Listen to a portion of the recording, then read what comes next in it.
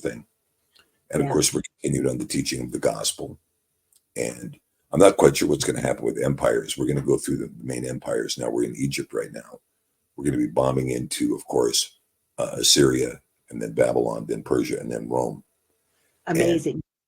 And Greece, and then Rome. And so it's going to be quite interesting. But and that ties in a lot to what we're talking about today. All of those empires are part of this animal apocalypse. Yeah. And this animal apocalypse that's written here in Enoch. Now, this is something about Enoch that, there are lots of commentators out there that they hate Enoch, right? That book shouldn't be in there. It should not be in there. We hate it and it should not be there. But you know what? Tertullian thought it was scripture. Origen thought it was scripture. Jude thought it was scripture. Peter thought it was scripture. Mashiach thought it was scripture. Yeah. Because there are direct quotes out of Enoch. And, in particular, when you look at the transfiguration in Luke, the way it's described in Luke, there's a word missing that appears in the Greek text that is ignored in virtually every English translation. When it says, this is my Yachid, we use the word Yachid. This is my Yachid. And then there's a Greek word, elektromenios, which means the elect one. Now you see the elect one is first used in the book of Enoch. And he starts talking about the elect and the elect one. And as Tertullian said, because this book has messianic prophecies, it's our book. It belongs to us. Right. It's our book. So the fact that the traditions of Judaism do not provide for Enoch is not our business. They don't like the book. That's fine. They don't have to like it. It purports to be the oldest book ever written.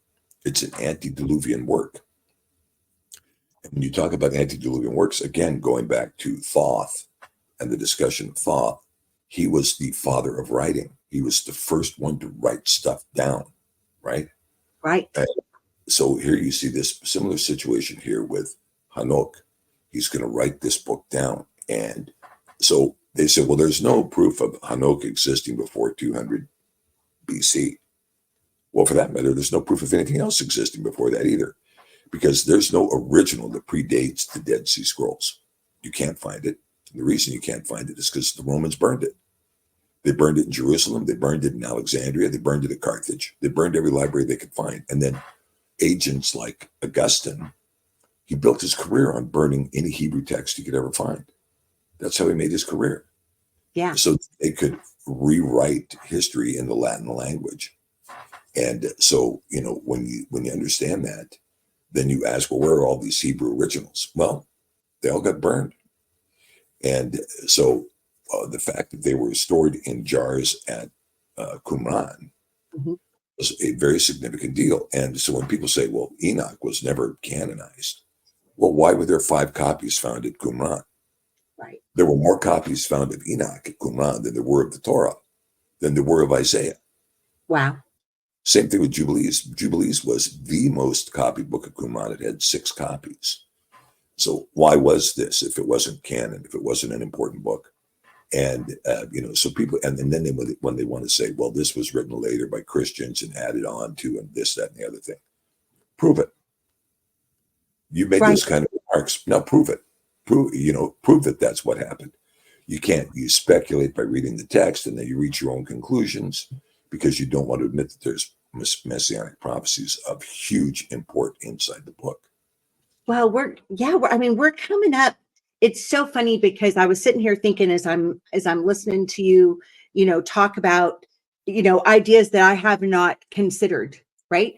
Because I have a religious training background that went according to the prescribed method of how it was going to be done, right?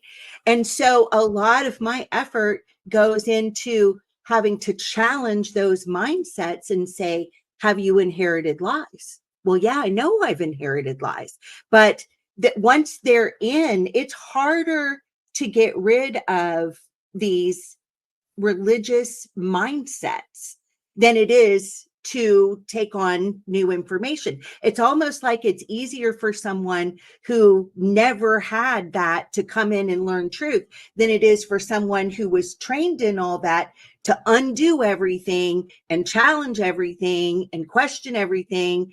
And, it's so funny because I think about it and I thought, when I was 6, 7 years in and was a pastor in the church, I was sure I knew what I knew.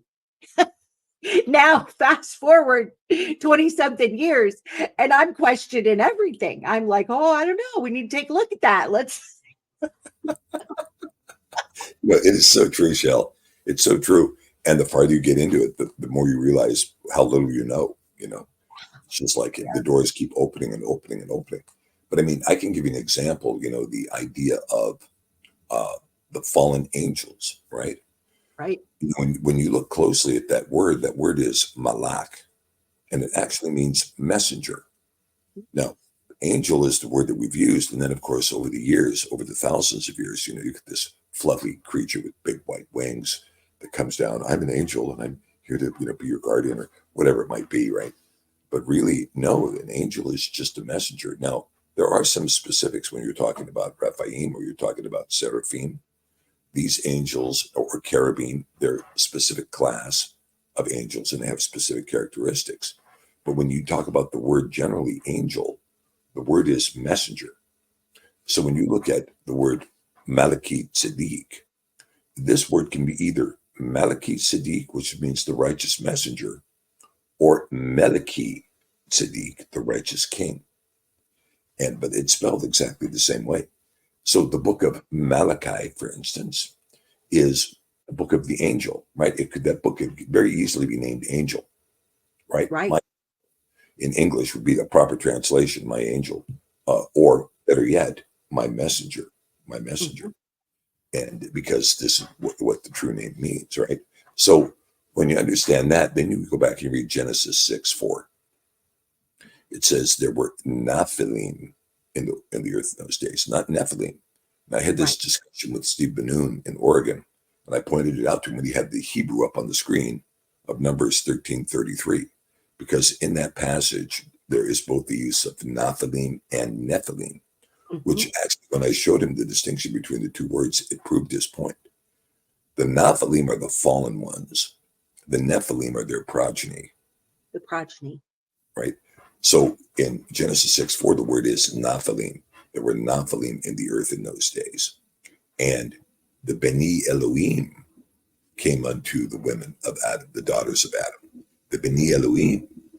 So if you understand that there was a prior epic in Genesis 1 that created Zakar and Nekabah, male and female, of human beings, and these human beings were the Beni Elohim, they were the ones that came unto the daughters of Adam.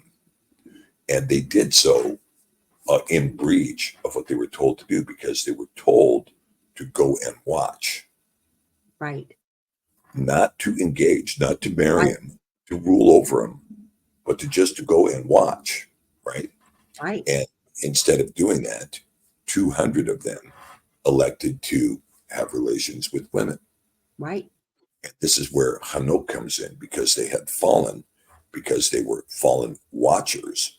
Right. And again, the Hebrew word there, we find it in the book of Daniel, the Aramaic ear, and in the Hebrew ur, and it means an ancient wise master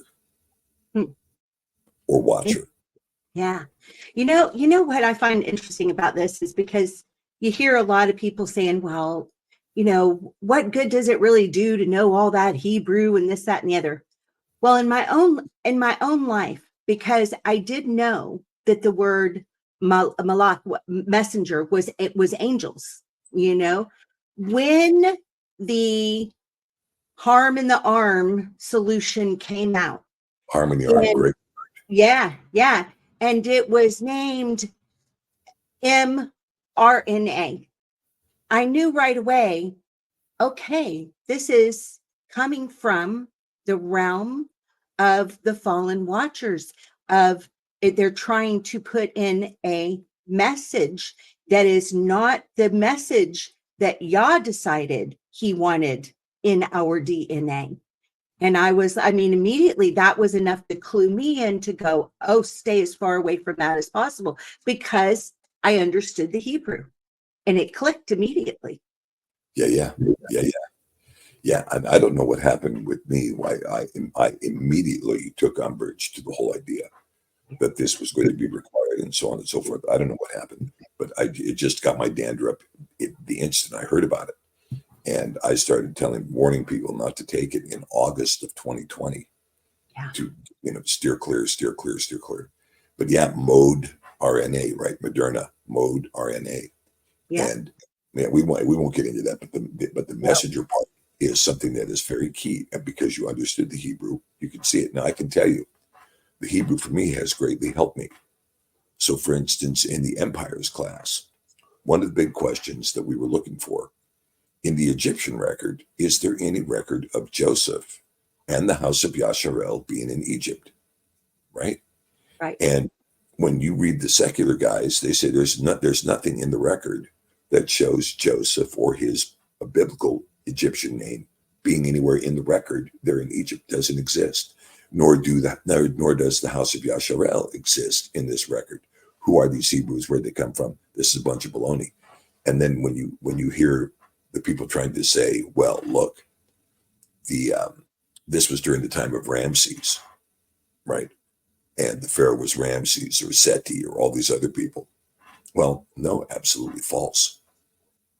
And the way I found it was there's a very obscure period passage in Egypt that takes place from about 1715 BC until about 1530 BC.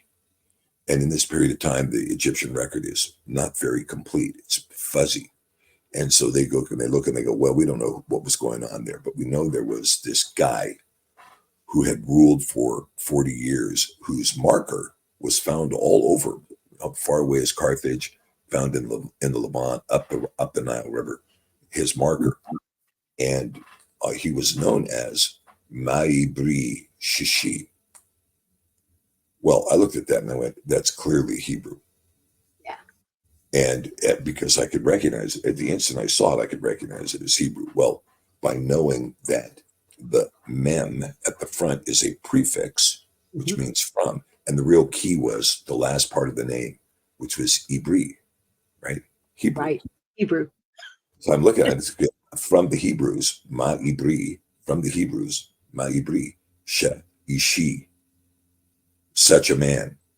Wow. Such a man from the Hebrews, right? Right. And this is what it meant. And the instant I saw that, I said, that's Joseph. And Yeah. sure enough, it clocked perfectly. So Joseph was had been in Egypt for 30 years when the house of Yasharel came in. He ruled for another 10 years when the house of Yasharel was there. And then they were called the Hyksos people, which meant shepherd kings. And they came in wearing colored garments. The Egyptians only wore white cotton, but these guys showed up wearing colored garments. And they also came in with bronze weapons, and they came in with chariots. The Egyptians didn't have wheeled carts until the house of Yasharel entered into Egypt. Huh. Right? Fascinating stuff. Yes. And so we were able to determine that, in fact, the house of Yasharel was in Egypt for only 215 years. And of that, only 30 years in slavery. Only 30 years.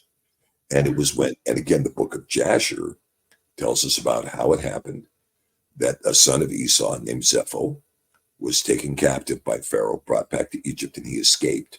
And he went south and joined with the Nubians. And he was attempting to overthrow Egypt constantly. Well, ultimately, the Nubians would join with the Egyptians, the Mitzrayim, because the Hyksos were ruling over them. After Joseph, it was Hyksos leaders. That's why they're not listed in any of these pharaohs, because it was Hyksos leaders, the sons of Joseph, ruling Egypt until about 1530 BC, when these Nubians and the Egyptians rose up as an army and conquered the Hyksos people and reimposed the line of pharaohs. And then they enslaved them after that. And they enslaved them. And Moshe was one he was in the last line of Hyksos kings. But the reason Moshe was not there to defend is because he had been strategically married off to the queen of the Kushite Empire. Right. So Miriam and Aharon accuse him didn't you have a Cushite wife? Before you married Zipporah, didn't you have a Cushite wife? And Jasher says he was a king in Cush for 40 years. Mm-hmm. He was gone during that whole period of the enslavement. And then he comes back and says, hey, this ain't right. And so the Exodus actually took place, began in 1499 BC, and was finished exactly 1456 BC, which was the end of the 49th Jubilee. It was the 50th year of the 49th Jubilee. And thereafter, we begin the 50th Jubilee. And so they crossed over the Jordan on the first day of the beginning of the 50-year count of the 50th Jubilee. 50. So we do have a marker now of the Jubilee here. And so because of that now, and so all of this aligned. So what about the 430 years? Well, that's when Abraham first left Haran and began to sojourn. And that's, if you read the passage carefully, that's what it tells you. So in the middle of this, we can see that the historic record does, in fact, justify Hanok. The secular record makes note of who he is. It's just under a different name, right?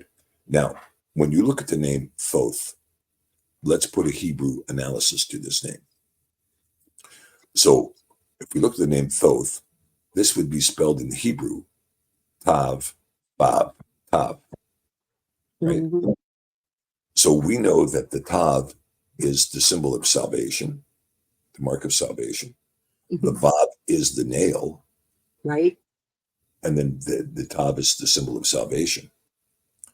So from salvation comes the Messiah, and then salvation is what this name Thoth means. Toot, right? Yeah. Or this would be the correct pronunciation, Toot or Thuth, but probably Toot. So King Tut, whose real name was Tutankhamun. Right. The reason they got the Tutankhamun in there is because they were naming it after Tut, which was Hanok. In this slang term, if you will, the term that they had given him in the Egyptian language, Thoth or Tut. And so anyway, once you apply the Hebrew, all of a sudden now, oh, hey, wait a minute, boom, starts to come very alive. You begin to see what's going on there, right?